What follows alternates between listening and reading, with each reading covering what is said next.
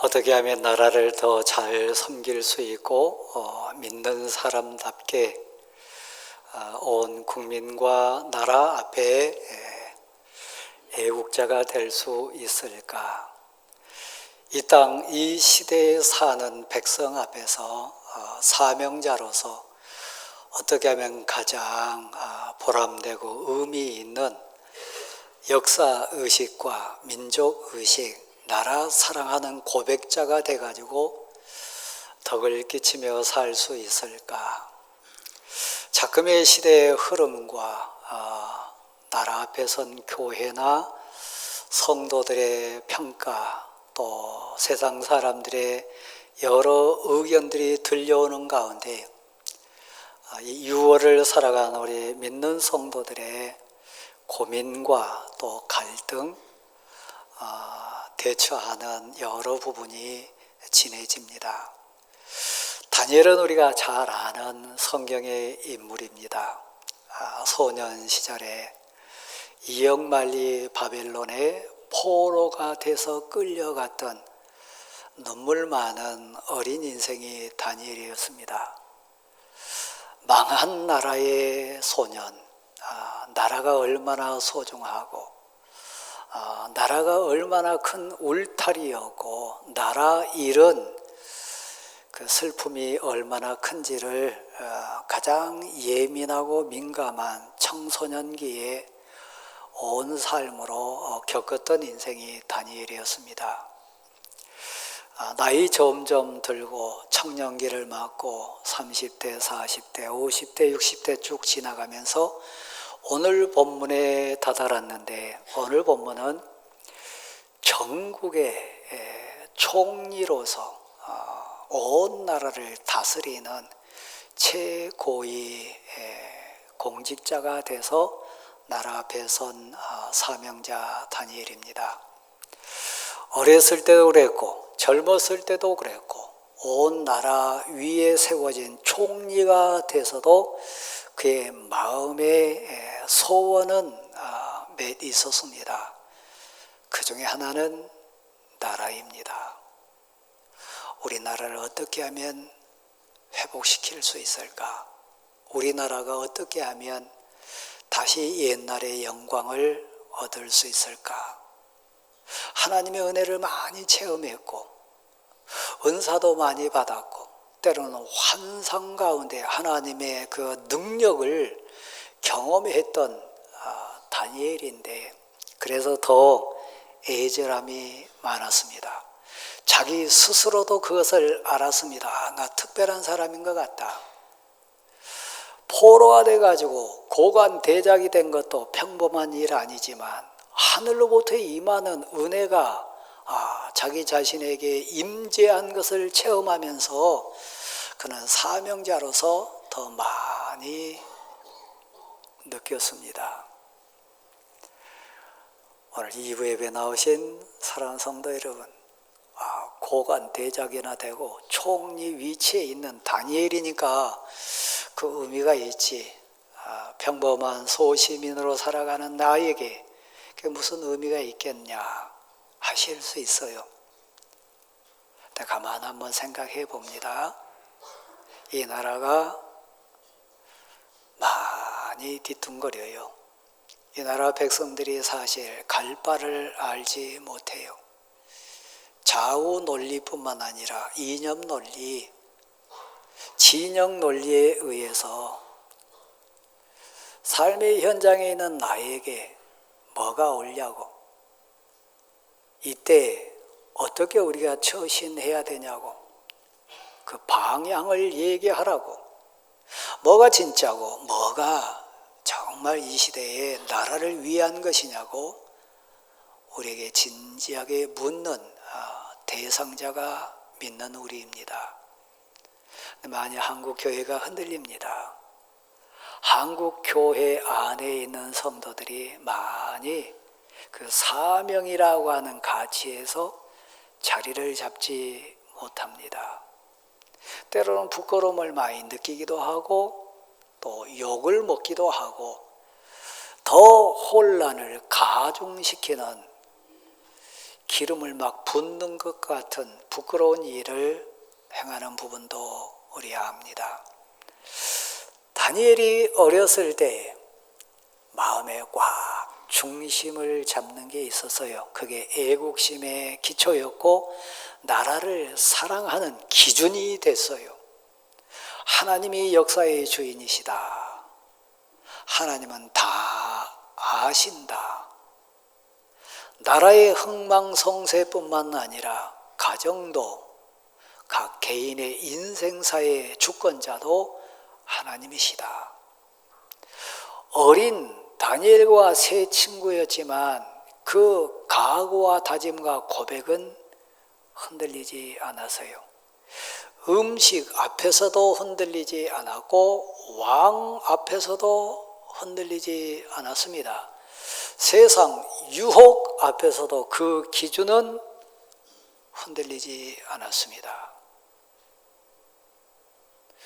어느 날인가 세 친구가 붙들려서 느부갓네살이라고 하는 왕 앞에 묶여 나왔습니다. 펄펄 끓는 불구덩이 속에 지금 이제 던짐받을 위기 순간이었습니다. 우리 잘 알지 않습니까? 하나님 살아계십니다. 하나님께 우리 생명의 주권이 있습니다. 왕이 기준이 아닙니다. 앞에 있는 불구덩이라고 하는 무시무시한 고난의 상황이 우리 기준을 흔들리지 못합니다. 흔들 수 없습니다. 나는 하나님의 사람입니다. 우리는 하나님의 백성입니다. 먼저 우리가 이 6월을 지나가면서 나라를 생각하고 민족을 생각한다면 먼저 정립할 거예요. 기준이 하나님입니다. 이 느부갓네살 왕, 그 불구덩이에 집어넣는 세 친구의 살아남 과정을 통해서 하나님의 존재에 대해서 입을 열어가지고 고백합니다. 상천하제, 불구덩이에서 그을리지도 않고 타지도 않게 보호해 내신 분이 전능하신 하나님이시라 두려워했습니다. 저는 우리 성도들과 함께 많이 고백하고 또 권면합니다. 신앙은 체험이라고요. 나와 함께 하신 하나님, 나의 힘이 되신 하나님, 나의 위로자가 되시고 내 눈물을 닦아주시고 내게 길을 열어주신 하나님, 인자하시고 사랑이 많으셔서 그때에도 여전히 불꽃 같은 눈동자로 나를 보호해 주시는 그 하나님, 내가 만난 하나님, 나의 하나님, 그 체험이요. 어린 나이였지만 다니엘과 세 친구들은 음식을 극복하고 세상을 이겨내는 비결이라고 하는 복을 받았습니다. 믿음입니다. 왕이지만 불구덩이 속에 자기가 집어 던진 새 어린 아이들이 그을리지도 않고 타지도 않고 온전히 살아 역사에서 돌아오는 그 현장을 보고도 느부갓네살 왕은 그 비밀을 깨닫지 못했습니다. 보지 못했습니다. 그래서 이 느부갓네살 왕 옆에서 다니엘과 세 친구들이 지켜봤을 때 한없이 교만했습니다. 그 당대 세계를 다스리는 바벨론 왕이었으니까요. 권력이 다 있습니다. 환경도 있고요. 힘도 있고요. 모든 것 다 가진 자입니다. 근데 그에게 진정 복인, 진정 생명인 하나님을 향한 체험, 그 믿음의 고백은 없었습니다. 왜냐하면 그건 하나님의 선물이었으니까요. 한없이 교만해서 어느 날 자기가 이런 왕궁을 거닐면서 자랑했습니다. 아, 내가 이런 이 왕국 대단하다. 나 대단한 사람이다. 그랬을 때 그는 역사의 주인, 인생의 주권자, 나라의 주권자가 누군지를 아는 7년간 밤이슬 맞고 새 발톱처럼 온 들판을 헤매고 다니는 짐승이 돼서 7년간 헤매고 다녔습니다. 7년이 지난 다음에 그에게 정신이 온전히 다시 돌아오고 왕권이 회복이 됐습니다. 그것을 지켜본 사람이 다니엘이었습니다. 혹시 여러분은 질고가 됐든지 사고가 됐든지 가정사가 됐든지 인생사의 계획을 통해서든지 체험해 보셨나요? 느부갓네살 왕이 7년 동안 짐승이 돼가지고 그 온 세계를 다스리는 자가 한순간에 들판을 헤매고 찬 이슬 맞으면서 방황했던 그 사실을 여러분 혹시 하나님을 놓쳤더니 은혜를 잊었더니 깜빡 속았더니 내가 아무것도 아닌 것, 내게 있는 그 모든 것이 헛된 것, 그것 혹시 아신 분, 경험하신 분 계십니까? 그 차원에서 제가 묻습니다. 그 과정 속에 하나님을 만나셨나요? 하나님이 힘이시고 하나님이 주인이시고 하나님 이외에는 헛된 것이라고 하는 것, 신앙이라고 하는 고백 속에 토에 내놓고 계신가요? 그 어려움 당했는데도, 그 위험 순간 맞이했는데도, 하나님이 고쳐주셨는데, 회복시켜 주셨는데 여전히 깨닫지 못한다면 우리는 세상에서 가장 불쌍한 사람이 될 수 있습니다. 사랑하는 대광교회 성도 여러분, 오늘 예배 자리에 오신 여러분,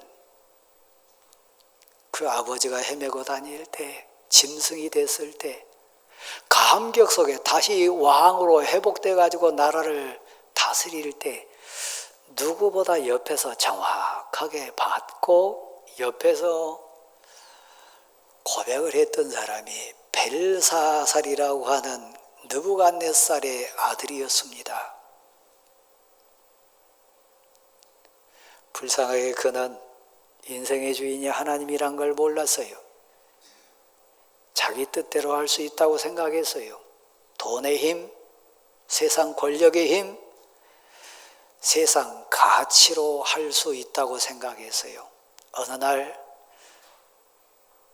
술에 취해서 세상 가치에 휘청이면서 잔치를 벌이고 있을 때 벽 정면에 큰 손이 나타나서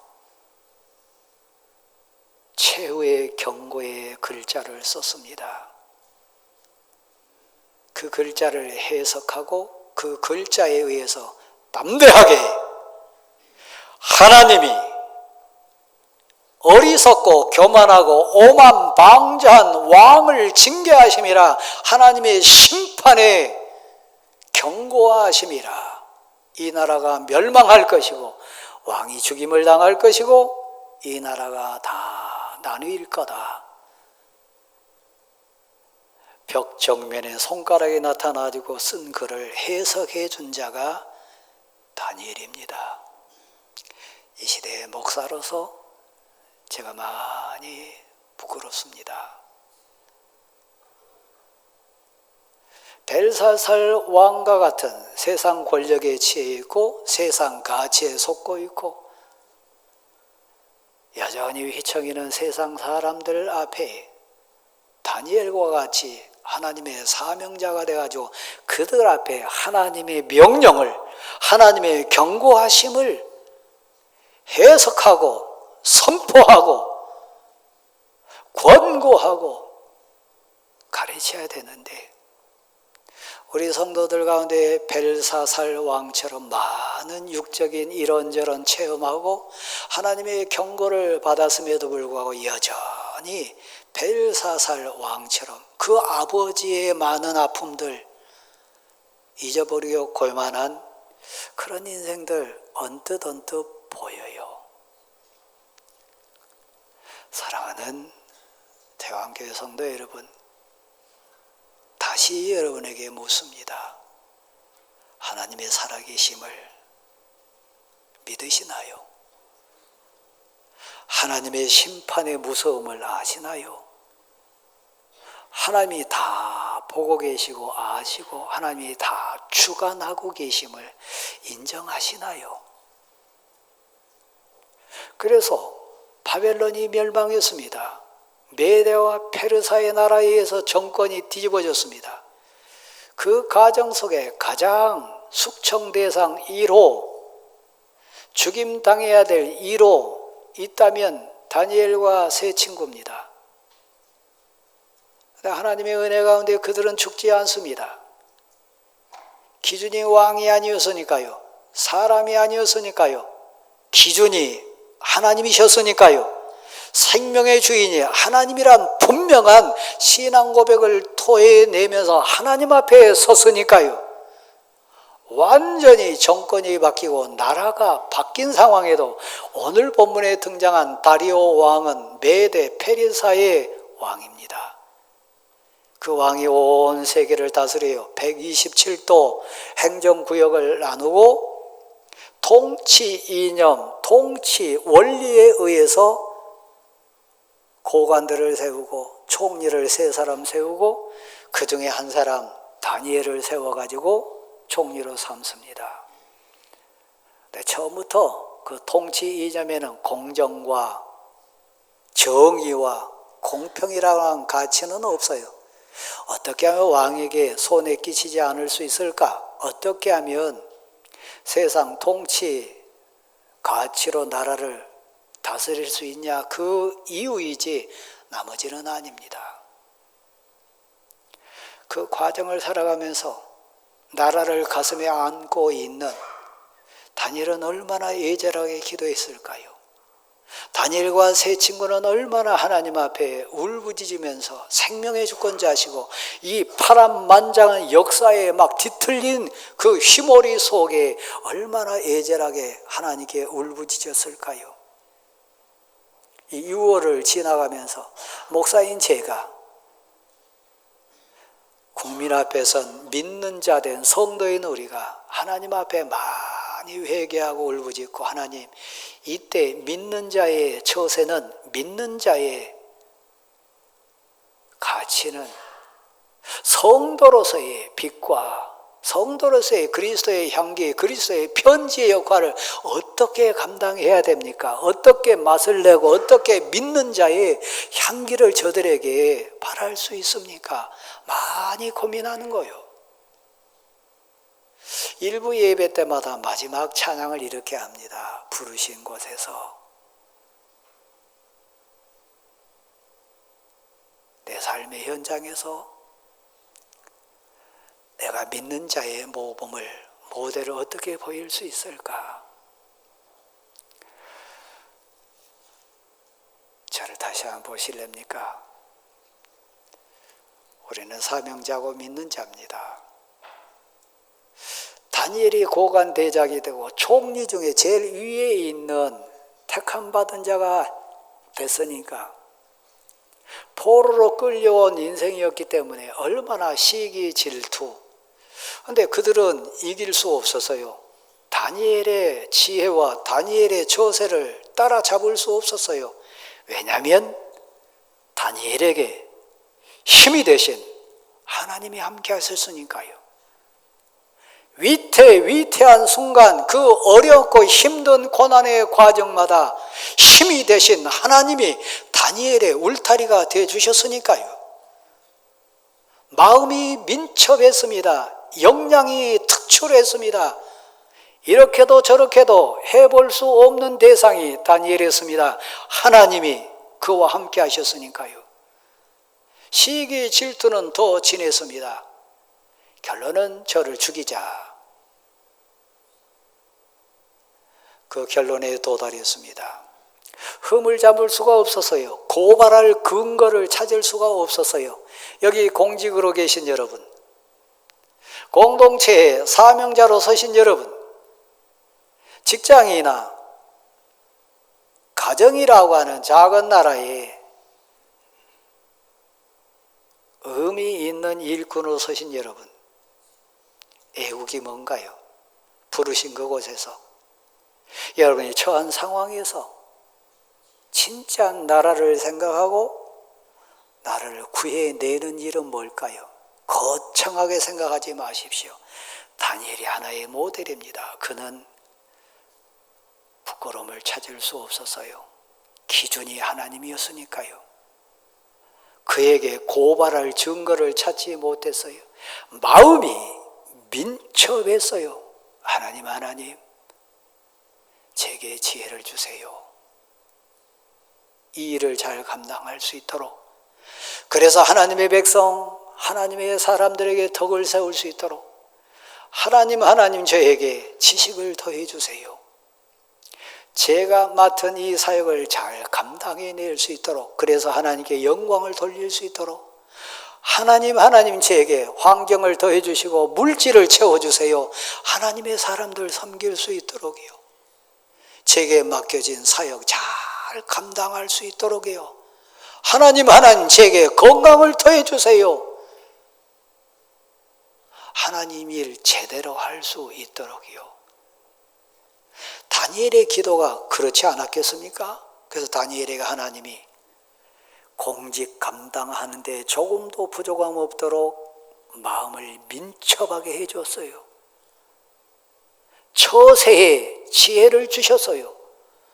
때마다 시마다 사람을 붙여주셨고, 시마다 때마다 하나님이 함께 해주심을 체험으로 느꼈어요. 그래서 세상이 이기질 못해요. 세상이 감당할 수 없는 사람이에요. 왜냐하면 하나님의 영이 그 심령에 있었으니까요. 그는 기도하는 사람이었고 말씀의 사람이었고 찬송의 능력이 역사하는 하나님의 사람이었기 때문에 당당할 수 있었어요. 사랑하는 성도 여러분, 하나님의 사람 맞습니까? 이름만 하나님의 사람이 아니고 하나님이 지혜 주셔서 마음이 민첩합니다. 하나님이 이 지혜를 주셨습니다. 하나님이 은혜 주셔서 할 바를 제게 가르쳐 주셨습니다. 부끄러움이 없습니다. 흠 잡을 데가 없습니다. 하나님의 사람이요. 지난주에 우리 같이 말씀을 봤습니다. 지혜 있는 자는 궁창의 빛처럼 빛날 것이요, 많은 사람을 옳은 대로 돌아오게 한 자는 하늘의 별처럼 영원히 비치리라.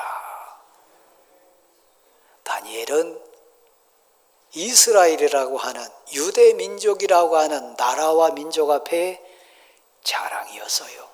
들리지는 않지만 그래도 포로 생활하고 그래도 어려움 속에 있지만 다니엘을 백성이 생각할 때는 자부심이 있었어요. 그래도 우리 민족 가운데 저 다니엘이 총리다. 다니엘이 정말 대단한 일을 하고 있다. 우리 민족이다.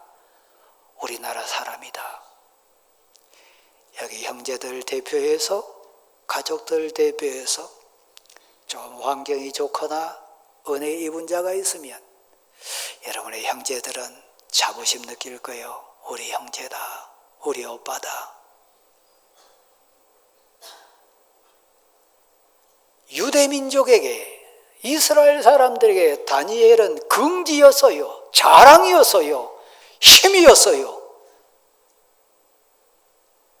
근데요, 그에게 흠을 찾을 수가 없었고 고발할 증거를 찾을 수가 없었고 부끄럽지 않아서요. 얼마나 하나님께 울부짖었겠어요. 그 의지로 이겼겠어요? 아니요. 기도할 때 하나님이 믿음 주셨어요. 유혹을 이겼고 세상을 이겼고 사람을 극복할 수 있었어요. 여기 앉아 계신 사랑하는 성도 여러분이 그런 사람 되기를 소원합니다. 제가 마무리하겠습니다. 기준이 뭔가요? 왕이 아니었어요.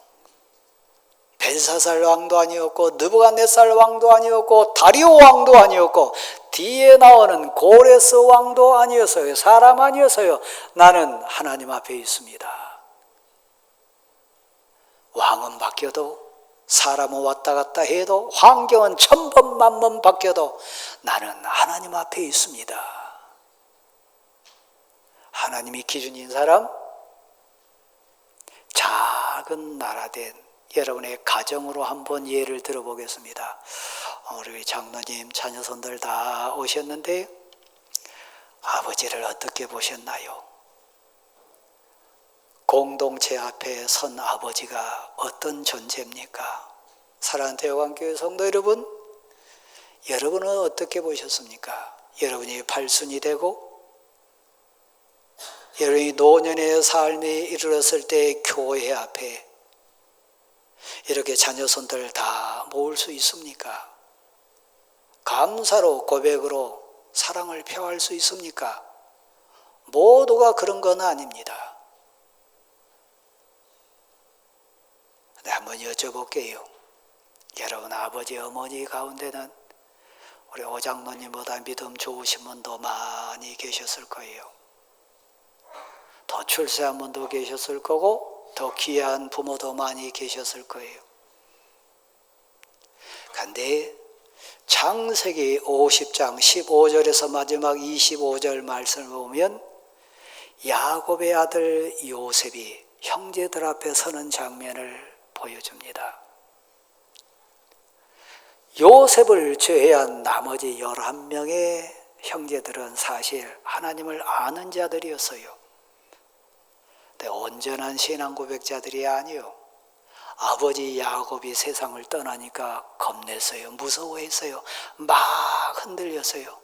아버지가 기준이었는데, 아버지가 울타리였고 아버지가 끈이었는데 그 끈이 떨어졌으니까, 그 울타리가 거저졌으니까 이제 우리 큰일 났다. 저 애굽의 총리로 있는 우리 형제 요셉이 우리를 가만 놔둘까? 저 요셉이 우리를 어떻게 대할까? 그들의 기준은 하나님이 아니었어요. 아버지였어요. 제가 여러분에게 묻습니다. 가족이라고 하는, 가정이라고 하는 작은 나라에 여러분의 기준은 부모입니까? 남편입니까?